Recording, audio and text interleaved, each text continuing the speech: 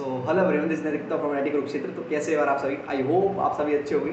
सबसे पहले आप सभी का बहुत बहुत स्वागत है हमारे प्यारे इस चैनल कॉन्सेप्ट फीलर्स में। तो यार आज है हमारा फीलर्स वेलोसिटी सीरीज का लेक्चर नंबर 1। और जिसको नहीं पता फीलर्स वेलोसिटी सीरीज क्या है, भाई इसमें हम क्या कर रहे हैं, मैथ का एक चैप्टर उठा रहे हैं और उसका एक टॉपिक ले रहे हैं। हर चैप्टर का एक एक टॉपिक हम 10 मिनट के अंदर उसके कंसेप्ट भी कर रहे हैं और साथ ही साथ प्रीवियस क्वेश्चन भी कर रहे हैं। तो जिसको नहीं पता फीलर्स वेलोसिटी सीरीज क्या है, तो उसको मैंने बता दिया फीलर्स वेलोसिटी सीरीज क्या है। और आज हम रियल नंबर्स में नंबर सिस्टम टॉपिक देखने वाले हैं। ठीक है, आज हम रियल नंबर्स में नंबर सिस्टम टॉपिक देखने वाले हैं। 10 मिनट के अंदर कंसेप्ट भी समझेंगे और एक क्वेश्चन भी करेंगे प्रीवियस ईयर वाला। ठीक है, प्रीवियस ईयर में 2023 में आया वो क्वेश्चन देखेंगे अभी, जो बोर्ड्स में है अभी लास्ट ईयर। ठीक है, और भाई अगर तुम सुनो ये तो ठीक है, रिवीजन जिसको आता है वो भी इसको देखे, क्योंकि जिसको आता है उसका रिवीजन हो जाएगा। इतनी अच्छी तरह से उसका खुद से रिवीजन नहीं हो पाएगा, और जिसको नहीं आता उसको तो देखना ही है भाई, वो सीख लेगा चीज़। और तो फिर थोड़ी बहुत पहले मेरी बात कर लेते हैं कि भाई आप हो कौन जो कुछ भी बोल रहे हो और हम किसी की बात क्यों माने। तो भाई मेरी 12th मैथमेटिक्स के अंदर 100 आउट ऑफ 100 आई थी। साथ ही साथ मेरे 98% आई थी IIT मेंस के अंदर। IIT एडवांस मैंने निकाल रखा है। साथ ही साथ मैं अंडर ग्रेजुएट स्टूडेंट हूँ NIT कुरुक्षेत्र के अंदर। तो थोड़ी बहुत बात मेरी मानी जा सकती है, ऐसा कुछ नहीं कि तुम्हें कोई भी आके कुछ भी बोल रहा है। ठीक है, तो सबसे पहले हम देखते हैं नंबर सिस्टम। भाई ये नंबर सिस्टम बहुत इंपॉर्टेंट टॉपिक है, इसके बेसिक्स तुम्हारे आगे तक काम आएंगे और बोर्ड्स में तो इस पर क्वेश्चन आते ही आते हैं। ठीक है, हम नंबर सिस्टम में हम बात करेंगे सबसे पहले कॉम्प्लेक्स नंबर्स की। नंबर सिस्टम में हम सबसे पहले बात करेंगे कॉम्प्लेक्स नंबर्स की। भैया कॉम्प्लेक्स नंबर होता क्या है, इसके बारे में हम देखते हैं कॉम्प्लेक्स नंबर के बारे में। ये कॉम्प्लेक्स नंबर जो होता है ना, कॉम्प्लेक्स नंबर तो भैया आपने कभी पढ़े ही नहीं। मैंने कहा हम पढ़ोगे भी नहीं, कॉम्प्लेक्स नंबर तुमने पढ़े नहीं तो कॉम्प्लेक्स नंबर तुमने पढ़ोगे भी नहीं, क्योंकि कॉम्प्लेक्स नंबर क्लास 11th में पढ़ते हैं। मतलब अभी नहीं पढ़ोगे, पढ़ोगे नहीं मतलब अभी नहीं पढ़ोगे। कॉम्प्लेक्स नंबर क्लास 11th का टॉपिक है। कॉम्प्लेक्स नंबर के 2 पार्ट होते हैं। एक होता है तुम्हारा पार्ट इमेजिनरी नंबर्स और एक होते हैं तुम्हारे रियल नंबर्स। रियल नंबर्स तो सबको पता है। रियल नंबर्स क्या होते हैं, ऐसे कोई भी नंबर जिसको हम नंबर लाइन पर रिप्रेजेंट कर सकते हैं। ऐसे कोई भी नंबर जिनको हम नंबर लाइन पर रिप्रेजेंट कर सकें। नंबर लाइन पर बेसिकली हम अगर उसको ड्रॉ कर पा रहे हैं, उसको बना पा रहे हैं, तो बेसिकली वो रियल नंबर्स होते हैं। ठीक है, रियल नंबर के अगर डिफाइन पूछ ले तो रियल नंबर होते क्या है, अगर कोई भी ऐसा नंबर जिसको हम नंबर लाइन में रिप्रेजेंट कर पा रहे हैं तो वो रियल नंबर होता है। ठीक है, अब रियल नंबर, ठीक है भैया रियल नंबर समझ में आ गया। अब रियल नंबर के भी भाई पार्ट होते हैं, रियल नंबर के पार्ट होते हैं। हाँ भैया रियल नंबर के पार्ट होते हैं। अब रियल नंबर का देखो, रियल नंबर को हमने 2 तरह से बांट रखा है। रियल नंबर में भी एक तो देखो तुमने क्लास 8 में पढ़े थे, रेशनल नंबर्स पढ़े थे या नहीं पढ़े थे? पढ़े तो थे भैया। एक होते हैं तुम्हारे रेशनल नंबर्स, एक होते हैं तुम्हारे इरेशनल नंबर्स। अब रेशनल नंबर के बारे में तुम्हें सबको पता है क्या, रेशनल नंबर क्या होते हैं? रेशनल नंबर क्या होते हैं? रेशनल नंबर वो होते हैं जो P/Q की फॉर्म में हो और Q 0 नहीं होना चाहिए। अब Q क्यों 0 नहीं होना चाहिए, ये ऐसा क्यों लिख रहा है, अब वो डिटेल समझना है तो मैंने बताया, उसके लिंक डिस्क्रिप्शन बॉक्स में, वो वीडियो देख के आओ तरीके से तो सबको समझ में आ जाए। फिलहाल अभी ये समझ लो रेशनल नंबर क्या होते हैं, जैसे 2/3, 5/7, कोई फ्रैक्शन, -1/2, ये सारे के सारे मेरे रेशनल नंबर हैं। ठीक है, और इरेशनल नंबर क्या होता है तुमको पता ही है, बेसिकली जिनमें रूट दिख जाए, √2, √3, 5 - 2, √8, ऐसा कुछ भी। क्या √4 इरेशनल है? नहीं, ये गलती मत करना। √4 का मतलब तो 2 होता है, और 2 क्या है, 2 रेशनल इरेशनल थोड़ी है, 2 तो रेशनल है, 2 तो रेशनल नंबर है। तो √4 अगर आ जाए तो √4 को देखते ही, रूट को देखते ही सीधा इरेशनल नहीं बोलना है। ठीक है, ये वाली बात ठीक है, तो समझ में आ गई। तो यार थोड़ा सा फास्ट लेक्चर है क्योंकि हम रिवीजन कर रहे हैं बेसिकली, और जिसको समझ में नहीं आ रहा उसको समझ में तो आ ही रही होगी सारी बातें, तेरे को पता है क्योंकि ये तुम्हें पता है ये सारी चीज़ें, इसलिए मैं थोड़ा जल्दी बता के निकाल रहा हूँ सारी चीज़ें। ठीक है, अब रेशनल नंबर इरेशनल नंबर सोचोगे। अब हमने फिर रेशनल नंबर को भी फर्दर कैटेगराइज कर रखा है, पता है तुम्हें ये वाली बातें। रेशनल नंबर को भी हमने फर्दर कैटेगराइज कर रखा है इंटीजर्स और नॉन इंटीजर्स में, इंटीजर्स और नॉन इंटीजर्स में, नॉन इंटीजर्स। ठीक है, अब इंटीजर्स क्या होते हैं यार तुम्हारे? इंटीजर्स तुम्हें पता ही है यार कि जितने भी तुम्हारे पॉजिटिव नंबर्स, जितने भी तुम्हारे पॉजिटिव नंबर्स हैं, जितने भी तुम्हारे नेगेटिव नंबर्स हैं, और साथ ही साथ जीरो को अगर मैं मिला लूँ, यानी कुल मिलाकर इंटीजर्स की अगर मैं सीधा सीधी बात करूँ तो इंटीजर्स में मेरे को कोई भी डेसिमल नहीं देखना चाहिए। डेसिमल यानी कि ऐसा कुछ नहीं देखना चाहिए, 1.2, 5.8, ऐसा कुछ भी नहीं देखना चाहिए मेरे को। ठीक है, इंटीजर्स में मेरे को कोई भी डेसिमल नहीं देखना चाहिए। साथ ही साथ इंटीजर्स में कोई फ्रैक्शन नहीं देखना चाहिए। यानी अगर इंटीजर्स क्या बोलूँगा मैं, ना तो डेसिमल हो और ना ही फ्रैक्शन। अगर डेसिमल और फ्रैक्शन दोनों नहीं है तो उसको मैं क्या बोल दूँगा, वो इंटीजर है मेरा। ठीक है, नॉन इंटीजर्स क्या होते हैं? नॉन इंटीजर भाई या तो डेसिमल होना चाहिए या फ्रैक्शन होना चाहिए। फ्रैक्शन यानी इम्प्रॉपर फ्रैक्शन, तो क्या फ्रैक्शन यानी इम्प्रॉपर फ्रैक्शन। ठीक है, फ्रैक्शन जैसे कि मान लो 2/5, यहाँ पर जितने भी ये दिख रहे हैं तुम्हें 2/3, 5/7, -1/2, ये तीनों के तीनों क्या है पता है तुम्हें? ये तीनों के तीनों हैं तुम्हारे, क्या पता? ये है तुम्हारे रेशनल नंबर्स तो है ही है, साथ ही साथ ये क्या है, ये तुम्हारे नॉन इंटीजर्स हैं। क्या है ये? साथ ही साथ तुम्हारे नॉन इंटीजर्स। ठीक है, कलर चेंज करते हैं देखो, है ना, साथ ही साथ ये तुम्हारे नॉन इंटीजर्स। अब लेकिन अगर मैं 2 की बात करूँ तो 2 क्या है? 2 तो भाई मेरा इंटीजर है, ये वाली बात तुम्हें पता ही है भाई। क्यों? 2 में कोई फ्रैक्शन तो नहीं है, ठीक है, 2 में कोई डेसिमल तो नहीं है। फ्रैक्शन मतलब है बेसिकली, फ्रैक्शन का मतलब क्या? फ्रैक्शन मतलब कि ऐसा जिसको तुम सॉल्व नहीं कर पा रहे। अगर मेरे को 4/2 दिख जाए, 4/2 दिख जाए, तो जब पेन से लिखते हैं, अगर मेरे को बेसिकली मान लो मेरे को अगर 4/2 दिख जाए, तो क्या इसको मैं नॉन इंटीजर बोलूंगा? नहीं। क्या ये नॉन इंटीजर है? नहीं, ये नॉन इंटीजर नहीं। 4/2 को तो मतलब क्या हो गया? 2 ही हो गया। 4/2 मेरा नॉन इंटीजर नहीं, 4/2 तो मेरा इंटीजर है। ये वाली बात तुम्हें पता लग गई? 4/2 तो मेरा इंटीजर। ठीक है भैया, इसमें कोई दिक्कत नहीं है, क्लियर हो गई है सारी बात। ठीक है, अगली स्लाइड में मूव करते हैं। अब भैया इसमें भी हम बात करते हैं प्राइम नंबर्स क्या होते हैं। अब देखो, तुमको अब तो बचपन से ही डेफिनेशन पता है कि जो अपनी ही टेबल में आते हैं वो प्राइम नंबर्स हैं। ठीक है, मैं कह रहा हूँ ये बात ठीक है, लेकिन आधी ठीक है। जो अपनी ही टेबल में आते हैं वो प्राइम नंबर्स नहीं आते।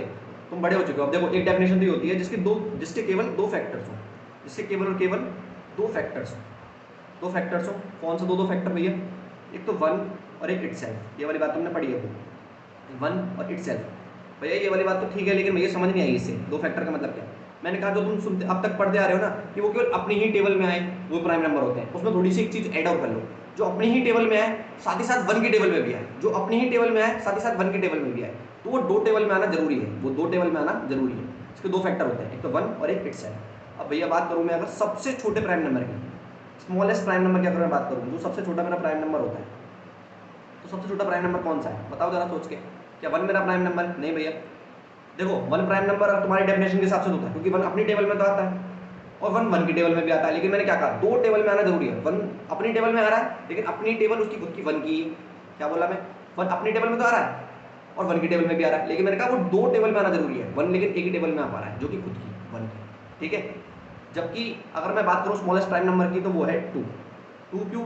2 खुद की टेबल में आता है, 2 में 1 एंड इटसेल्फ, तुम ये याद रखो 1 एंड इटसेल्फ। 2 1 की टेबल में आता है, बिल्कुल आता है। 2 खुद की टेबल में आता है, बिल्कुल आता है भैया। तो ठीक है, स्मॉलेस्ट प्राइम नंबर ही है। अगर स्मॉलेस्ट इवन प्राइम नंबर की बात भी करूँ मैं, इवन प्राइम कौन सा है? इवन प्राइम नंबर तो भी 2 ही है यार।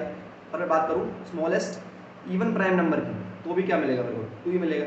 ठीक है, ये वाली बात भी ठीक है भैया, कोई दिक्कत नहीं है इसमें। अगर मैं बोलूँ तुमसे स्मॉलेस्ट इवन प्राइम, अगर मैं यहाँ पर बोल दूँ smallest odd prime, smallest odd prime क्या होगा? जस्ट इसके बाद वाला 3। क्यों?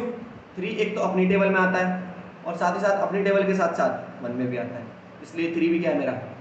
अगर बात करूँ स्मॉलेस्ट ऑड प्राइम की तो 3 है, और स्मॉलेस्ट इवन प्राइम की बात करूँ तो 2 है, और स्मॉलेस्ट प्राइम भी 2 है। याद रखो ये सारी चीज़ें, याद रखने की जरूरत नहीं, मतलब समझ लो बेसिकली। ठीक है, कंपोजिट नंबर्स की बात करें हम, कंपोजिट नंबर्स की बात करें तो कंपोजिट नंबर्स क्या होते हैं? जो प्राइम नंबर्स नहीं होते वो कंपोजिट नंबर होते हैं? नहीं, ये डेफिनेशन गलत है। जो प्राइम नंबर्स नहीं होते वो कंपोजिट नंबर होते हैं, ये डेफिनेशन गलत है।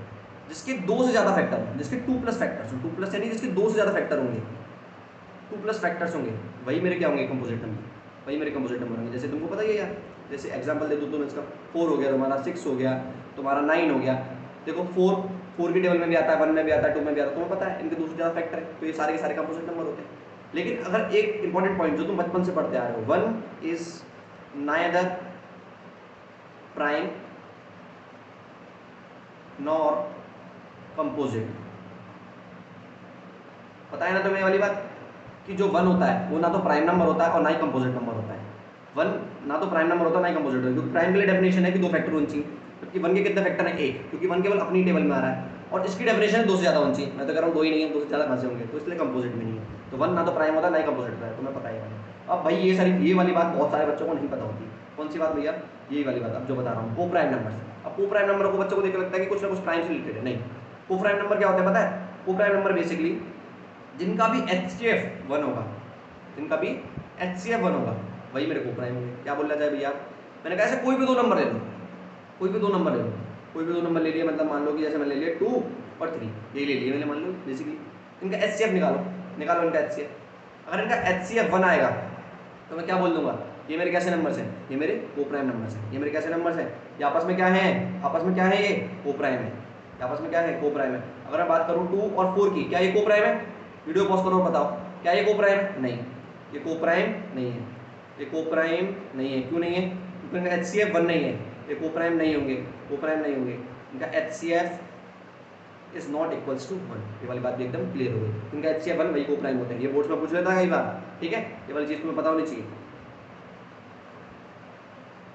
अब भाई बोर्ड में आया हुआ क्वेश्चन करते हैं, देखो CBSE 2023 का आया हुआ क्वेश्चन है, CBSE 2023 में आया हुआ क्वेश्चन, ये CBSE 2023 में आया हुआ क्वेश्चन है, इसको देखते हैं हम डिटेल से, है ना।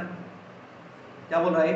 The ratio of HCF to LCM, the ratio of HCF to LCM of the least composite number and the least prime number. पहले तो ये बताओ लीस्ट कंपोजिट नंबर क्या होगा मेरा, सारी बात छोड़ो, ये बता दो मेरे को लीस्ट कंपोजिट नंबर क्या है, लीस्ट कंपोजिट नंबर क्या है और लीस्ट प्राइम नंबर क्या है, ये दोनों चीज़ें मेरे को फटाफट बता दो। और लीस्ट प्राइम नंबर क्या है, ये वाली बात अगर तुमको पता है तो ये क्वेश्चन भी आसानी छुटकियों में हो जाने वाला है। लीस्ट कंपोजिट नंबर क्या है? लीस्ट कंपोजिट नंबर मैंने बताया था 1 नहीं है, 1 ना तो प्राइम है ना कंपोजिट है। लीस्ट कंपोजिट नंबर ना ही 2 है ना ही 3 है, क्योंकि 2 अभी पीछे बात करी सबसे छोटा इवन प्राइम है और 3 सबसे छोटा ऑड प्राइम है। तो लीस्ट कंपोजिट नंबर है मेरा 4, ठीक है। और लीस्ट प्राइम नंबर क्या है? लीस्ट प्राइम नंबर अभी बात करी थी 2 है, लीस्ट प्राइम भी 2 है, लीस्ट यानी होता है सबसे छोटा, सबसे छोटा भी 2 है और लीस्ट इवन प्राइम भी 2 है, लीस्ट प्राइम भी 2 है, लीस्ट इवन प्राइम भी 2 है, ठीक है भैया, ये वाली बात समझ आ गई।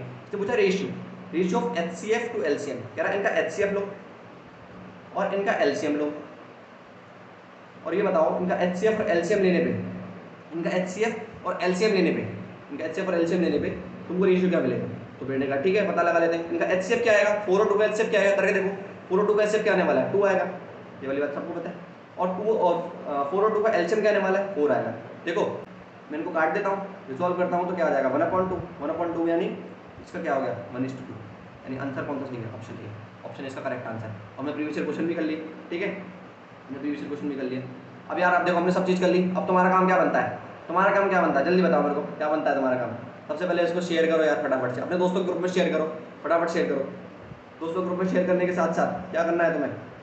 दोस्तों ग्रुप में शेयर करो, साथ ही साथ लाइक करे बिना तो तुम जाओगे ही नहीं, मुझे पता है, लाइक तो तुम करोगे ही भाई, है ना। तुम्हें अब तक देखो 10 मिनट में ऐसा कंटेंट नहीं है कहीं भी अवेलेबल, 10 मिनट में तुम सबको समझा दिया है। और सब्सक्राइब तो मार लो भाई, अभी एक आया है, पूरे चैप्टर आने बाकी है, सारी वीडियोस आने बाकी है, सब्सक्राइब मार के बैठ जाओ उधर, नोट्स वोट्स सब कुछ अवेलेबल है, लेटेस्ट प्रीवियस क्वेश्चन के साथ साथ सब कुछ अवेलेबल है, ठीक है। तो चलते हैं मेरे यार, सब्सक्राइब करके रखो, जब तक के लिए पढ़ते रहो, नए नए कंसेप्ट फील करते रहो, नए नए कंसेप्ट रिवील करते रहो। जल्दी मिलेंगे नेक्स्ट वीडियो में।